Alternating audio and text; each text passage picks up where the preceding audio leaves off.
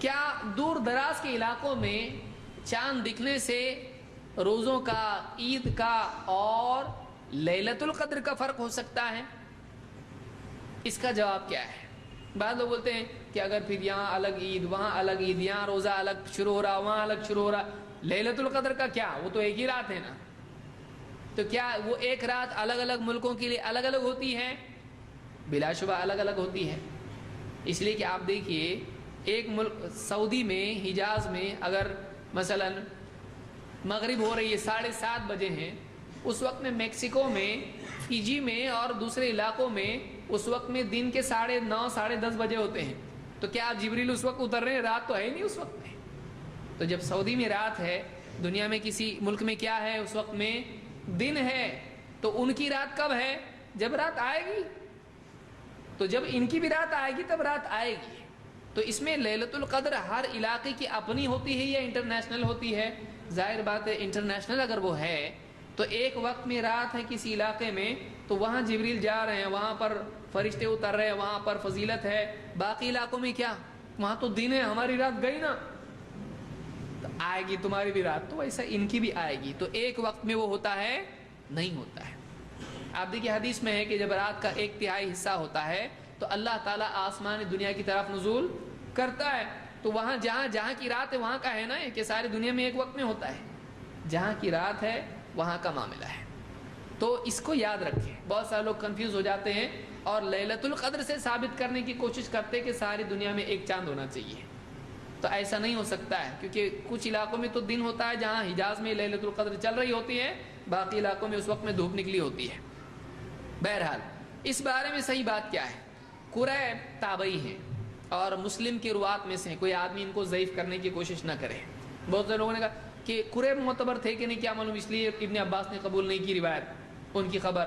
قریب مسلم کے راویوں میں سے معتبر راوی ہیں۔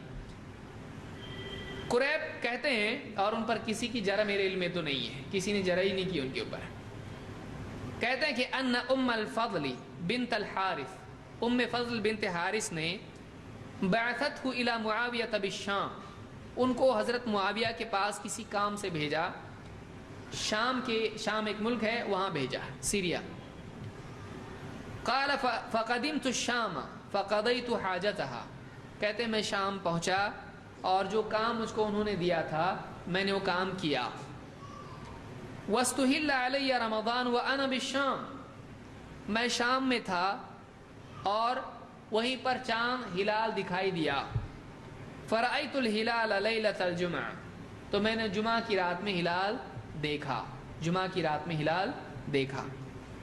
ثم قدمت المدینہ فی آخر الشہر، پھر میں مدینہ آیا، اور مدینہ کب آیا؟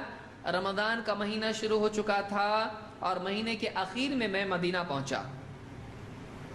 فسألنی عبداللہ ابن عباس رضی اللہ عنہما، تو مجھ سے عبداللہ ابن عباس رضی اللہ عنہما نے پوچھا، کیا پوچھا؟ ہلال کے بارے میں اور سارے معاملات پوچھے وہاں کے۔ ثم ذکر الہلال فقال متى رأيتم الہلال، ہلال کا ذکر آیا تو انہوں نے پوچھا تم نے کب ہلال دیکھا؟ فقلت رأيناه ليلة الجمعہ، میں نے کہا کہ ہم نے جمعہ کی رات کو ہلال دیکھا تھا۔ فقال انت رأيته، پوچھا تم نے دیکھا تھا، یعنی خبر ہے یا دیکھا تم نے خود بھی؟ انت رأيته، انہوں نے کہا کہ نعم ورآه الناس وصام وصام معاویہ، کہا کہ ہاں میں نے دیکھا، لوگوں نے دیکھا اور لوگوں نے روزہ رکھے، اور معاویہ رضی اللہ تعالیٰ نے روزہ رکھا، لوگوں نے روزہ رکھا، معاویہ رضی اللہ تعالیٰ نے روزہ رکھا، سب نے روزہ رکھے۔ فقال لكن رأيناه ليلة السبت، ابن عباس نے کیا کہا؟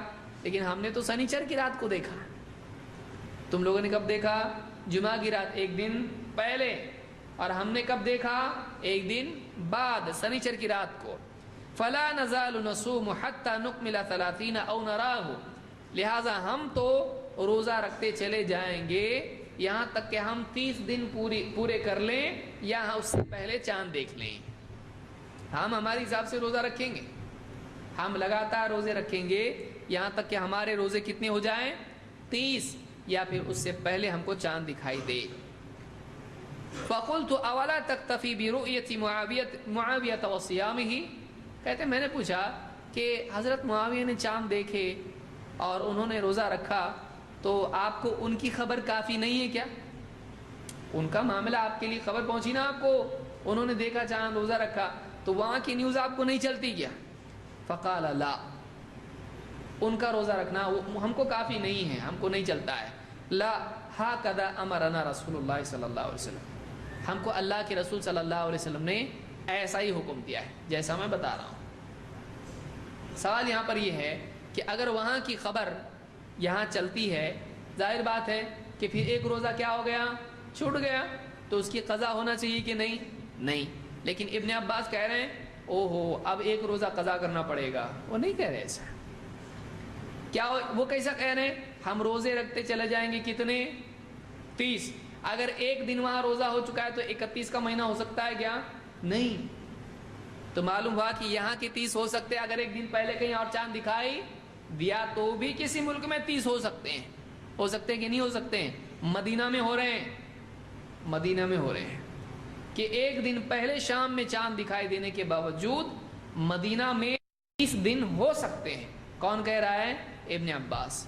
اور اس روزے کی قضا کا کوئی جملہ انہوں نے نہیں کہا، نہ مدینہ میں کبھی اس طرح کی قضا ہوئی ہے، ہسٹری میں کبھی ایسا آیا نہیں. پھر ظاہر بات ہے اگر ایک دن وہ پہلے چل رہے ہیں، ایک دن یہ بعد میں چل رہے ہیں، تو کیا ان کی طاق راتیں آگے پیچھے ہوں گی کہ نہیں ہوں گی؟ ہوگی. ان کا 21 الگ، ان کا 21 الگ. تو پھر کیا ان کو طاق رات میں ان کو لیلۃ القدر نہیں ملی؟ ابن عباس نے ایسا بولے اس مرتبہ ایسا کرو تم لوگ طاق رات میں مت کرو، تم کیا کرو؟ جفت راتوں میں کرو، کیونکہ لیلۃ القدر ان کی الگ نہیں ہے، اپنی الگ نہیں ہے کی ہے. لہٰذا ہم کو ان کے حساب سے لیلۃ القدر منانا چاہیے، کیونکہ ان کی آڈ نائٹس الگ ہیں. سمجھ میں آ رہی بات؟ انہوں نے اپنے حساب سے چلنے کا، انہوں نے اپنے حساب سے، تو سارا معاملہ الگ ہو جاتا ہے. ان کا الگ ہے، ان کا مدینہ کا الگ ہے. تو مدینہ کا الگ ہو رہا ہے اور کسی صحابی کا اس میں اختلاف دکھائی دیتا ہے آپ کو. صحابہ نے کہا ایسا کیسا؟ وہاں پہ دکھائی دیا نا چاند، تم منانا چاہیے. وہاں پہ ایسا اختلاف ہوا، مدینہ میں کبھی نہیں ہوا ایسا. تو یاد رکھیے کہ جس علاقے میں ہم ہیں اس علاقے کی رؤیت کے اعتبار سے ہم چلیں. اس میں بہت تفصیل ہے، میں کبھی انشاءاللہ تفصیل سے مستقل اسی موضوع پہ گفتگو کروں گا. یہ بہت پیچیدہ موضوع ہے، لیکن اس روایت کو ہم نظر انداز کر کے نہیں جا سکتے ہیں. یہ صحیح مسلم میں روایت موجود ہے ابن عباس کی، اور اس میں صحابہ کا کوئی اختلاف ہم کو دکھائی نہیں دیتا. بعد میں علماء کا بہت سارے اختلاف اس میں ہے.